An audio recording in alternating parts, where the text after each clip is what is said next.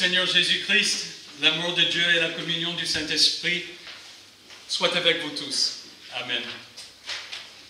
Le texte pour notre méditation ce matin est de Genèse chapitre 17, les versets 1 à 27, un peu plus long que d'habitude. Mais je pense qu'il faut comprendre le contexte pour saisir ce que nous voulons comprendre ce matin. Lorsqu'Abraham fut âgé de 99 ans, l'Éternel apparut à Abraham et lui dit : « Je suis le Dieu Tout-Puissant. Marche devant moi et sois intègre. J'établirai mon alliance entre moi et toi, et je te multiplierai considérablement. » Abraham tomba le visage contre terre, et Dieu lui dit : « Voici quelle est mon alliance avec toi. Tu deviendras le père d'un grand nombre de nations. On ne t'appellera plus Abraham, mais ton nom sera Abraham, car je te rends père d'un grand nombre de nations. Je te ferai beaucoup proliférer. Je ferai de toi des nations, et les rois seront issus de toi. J'établirai mon alliance entre moi et toi, ainsi que tes descendants après toi, au fil des générations. Ce sera une alliance perpétuelle en vertu de laquelle je serai ton Dieu et celui de ta descendance après toi.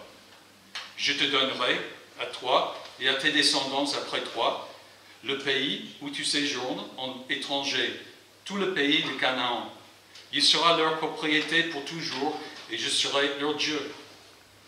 Je dis à Abraham : quant à toi, tu garderas mon alliance, toi et tes descendants après toi, au fil des générations. Voici quelle est mon alliance, celle que vous garderez entre moi et vous, ainsi que ta descendance après toi.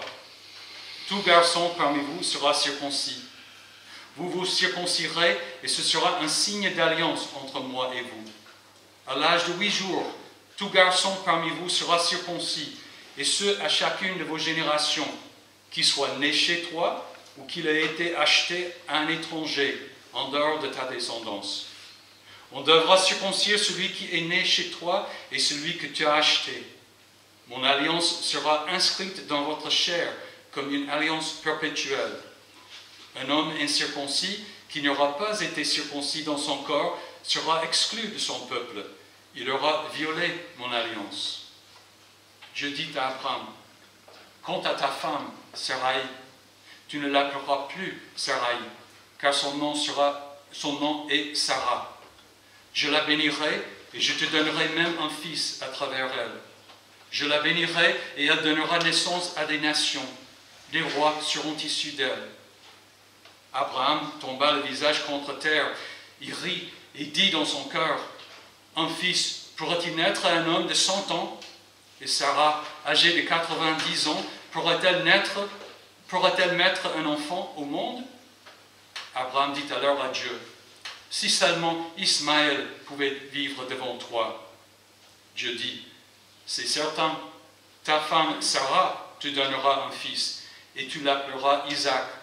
J'établirai mon alliance avec lui comme une alliance perpétuelle pour sa descendance après lui.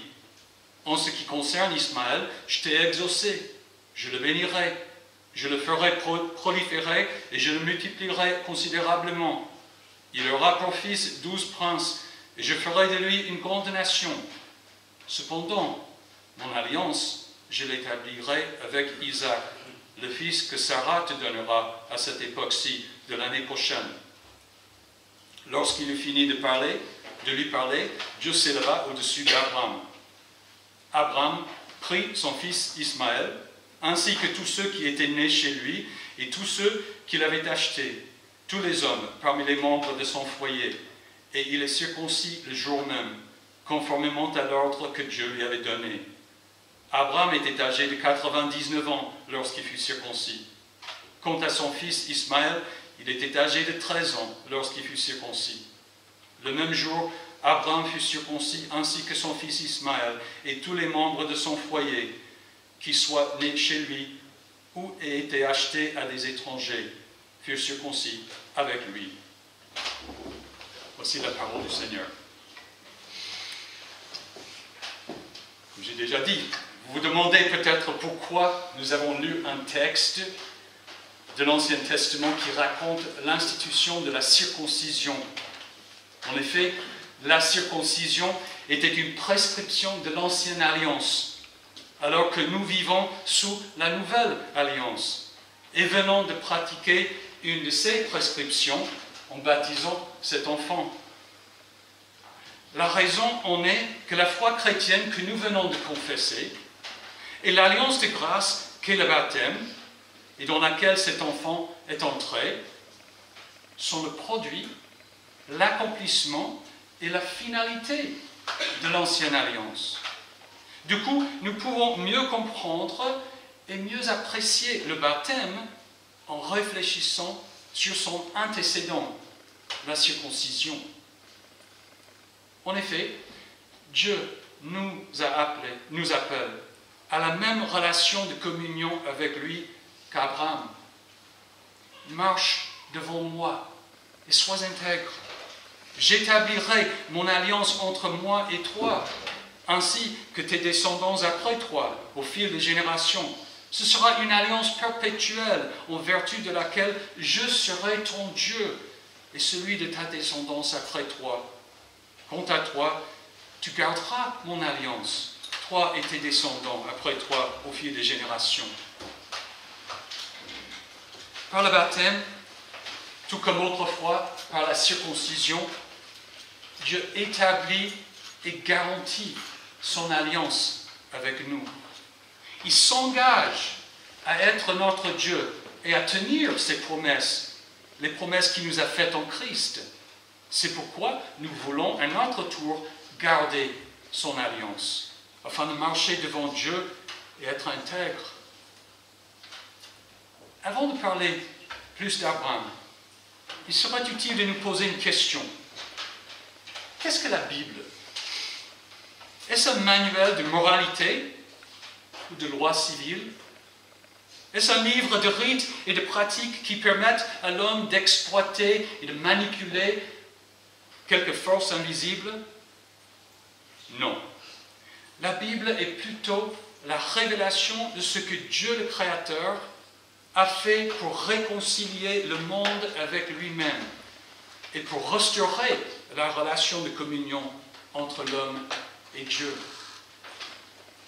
Dieu n'a pas voulu chasser Adam et Ève de sa présence en Éden. Il a dû le faire pour les empêcher de manger de l'arbre de la vie et ainsi subir éternellement les conséquences de leur péché, la honte et la peur de Dieu et le désaccord entre eux. Alors, Dieu a mis en œuvre le plan de salut qu'il avait déjà conçu avant la création du monde. Il a fait naître dans le monde son Fils, le deuxième Adam, pour nous racheter, c'est-à-dire pour nous pardonner et nous réconcilier avec notre Créateur. Ce plan a débuté par l'appel d'Abraham. L'Éternel dit à Abraham, « Quitte ton pays, ta patrie et ta famille, et va dans le pays que je te montrerai. Je ferai de toi une grande nation, je te bénirai, je rendrai ton nom grand, et tu seras une source de bénédiction. Je bénirai ceux qui te béniront, et je maudirai ceux qui te maudiront, et toutes les familles de la terre seront bénies en toi. » Abraham a répondu à cet appel. Lorsqu'il avait 75 ans, il a quitté son pays pour aller dans le pays de Canaan. Il n'avait pas alors d'enfant. Sa femme, Sarai, âgée de 65 ans, était stérile. Environ 10 ans plus tard, après s'être passé par plusieurs épreuves, Abraham n'avait toujours pas d'enfant, pas de fils pour être son héritier. Alors Dieu a répété sa promesse d'une descendance, d'un fils. Puis, pour assurer Abraham de la certitude de cette promesse, Dieu a conclu une alliance avec lui. Il a ordonné à Abraham de prendre quelques animaux pour un sacrifice. Abraham les a coupés en deux par le milieu et a mis chaque morceau l'un vis-à-vis de l'autre. Puis il est tombé dans une sorte de transe où il a vu un four fumant et des flammes passer entre les morceaux des animaux.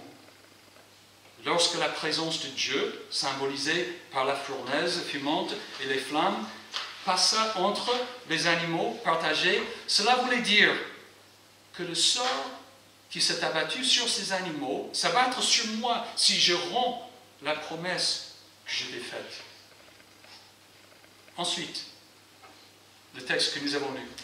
Lorsqu'Abraham avait 99 ans et avait cessé d'espérer un fils de sa femme, Dieu lui est apparu encore une fois.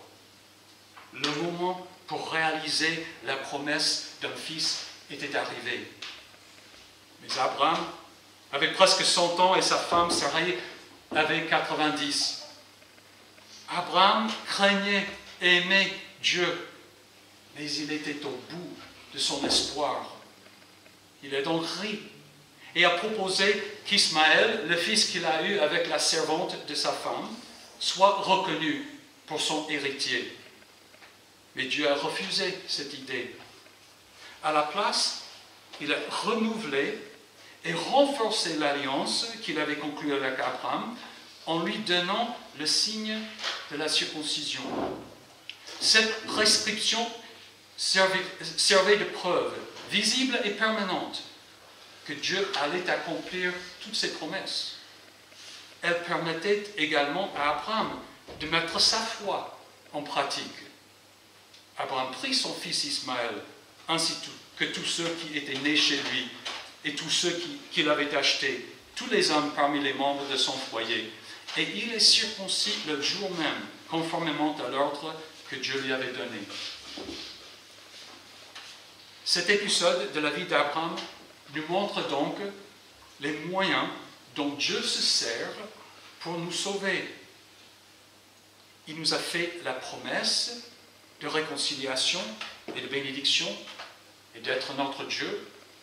Puis, il s'y engage par une alliance à base d'un sacrifice.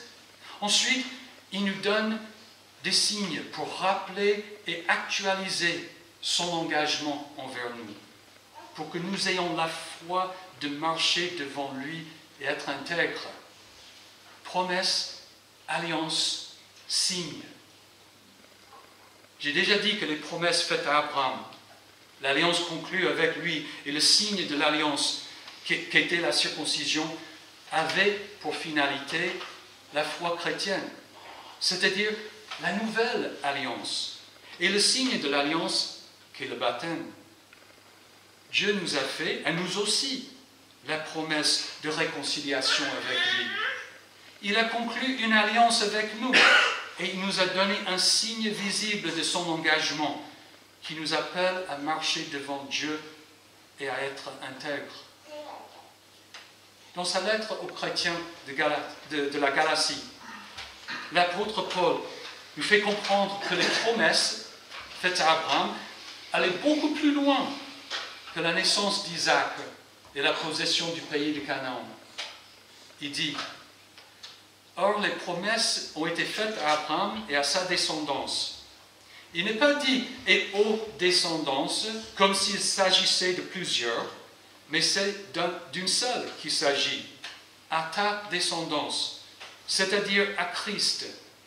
C'est ainsi qu'en Jésus-Christ, la bénédiction d'Abraham touche aussi les non-juifs et que nous recevons par la foi l'Esprit qui avait été promis. Jésus-Christ est l'ultime accomplissement des promesses faites à Abraham.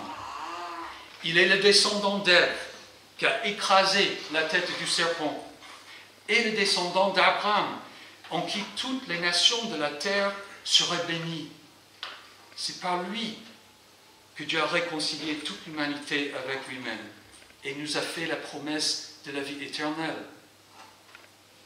Pour que nous croyions fermement que nous sommes réconciliés avec Dieu et pour que nous ayons la promesse de la vie éternelle, Dieu a conclu une nouvelle alliance.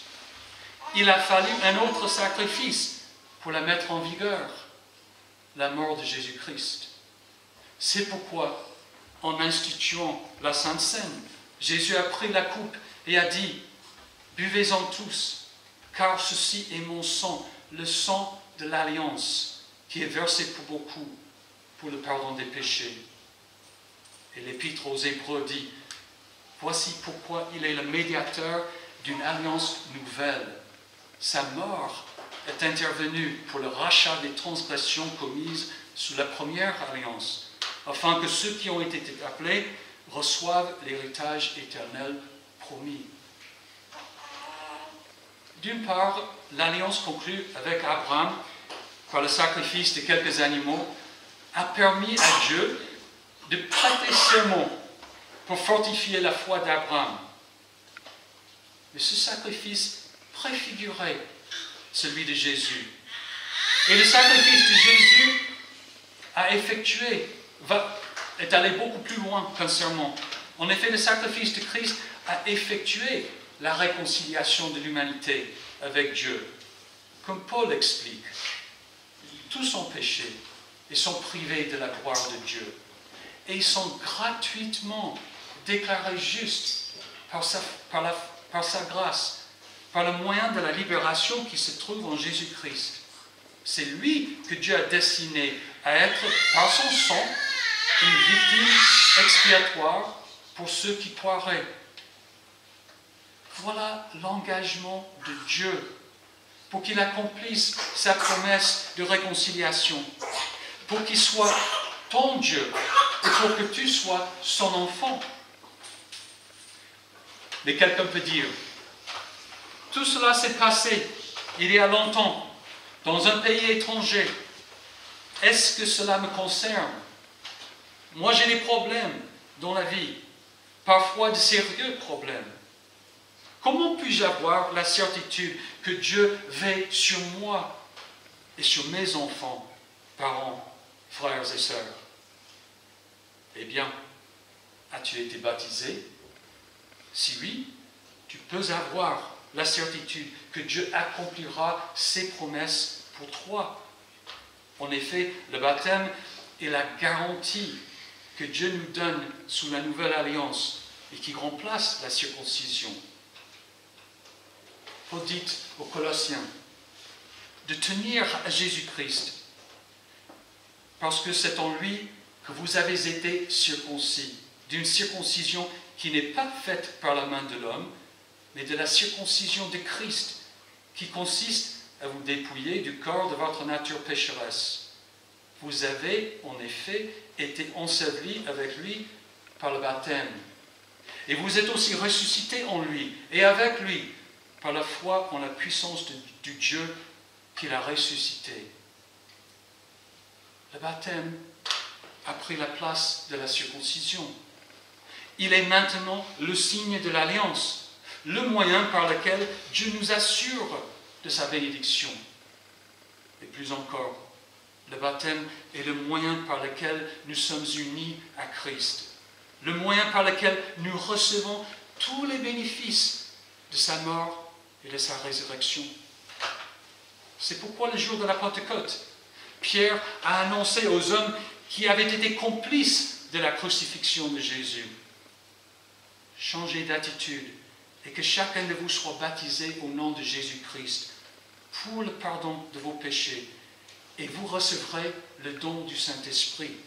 En effet, la promesse est pour vous, pour vos enfants et pour tous ceux qui sont au loin, en aussi bon nombre que le Seigneur notre Dieu les appellera. Cela s'accorde avec la circoncision. Dieu avait dit à Abraham: voici quelle est mon alliance, celle que vous garderez entre moi et vous, ainsi que ta descendance après toi. Tout garçon parmi vous sera circoncis. À l'âge de 8 jours, tout garçon parmi vous sera circoncis, et ce à chacune de vos générations, qu'il soit né chez toi ou qu'il ait été acheté à un étranger, en dehors de ta descendance. Mon alliance sera inscrite dans votre chair comme une alliance perpétuelle. Un homme incirconcis qui n'aura pas été circoncis dans son corps sera exclu de son peuple. Il aura violé mon alliance. Il nous faut reconnaître que l'alliance que Dieu a conclue, d'abord avec Abraham et puis avec nous, c'est son alliance. C'est Dieu qui s'est engagé à réconcilier le monde avec lui. Tout l'accomplissement de cette alliance est tributaire des actes de Dieu, de la mort et la résurrection de Jésus-Christ, et du pardon des péchés et du don du Saint-Esprit grâce au baptême au nom de Jésus. Le sang de l'alliance a été versé une fois pour toutes. Jésus est mort et ressuscité une fois pour toutes. L'alliance est en vigueur depuis 2000 ans. Et Jésus a fait tout cela pour tous, hommes et femmes, adultes et enfants, juifs et non-juifs. Ni moi, ni aucun de vous, ni aucune autre personne n'a rien à faire pour établir l'alliance. C'est déjà fait pour tous, pour vous, pour vos enfants. Abraham avait 99 ans et Ismaël 13 ans lorsqu'ils ont été circoncis. Isaac a été circoncis un an plus tard à l'âge de 8 jours. Et par ce moyen, chacun d'eux, et toutes les femmes et filles du clan aussi, est devenu bénéficiaire à part entière de l'alliance. C'est pourquoi Dieu disait à chacun et à chacune, « Marche devant moi et sois intègre. » Il en va de même pour nous, tous, aujourd'hui.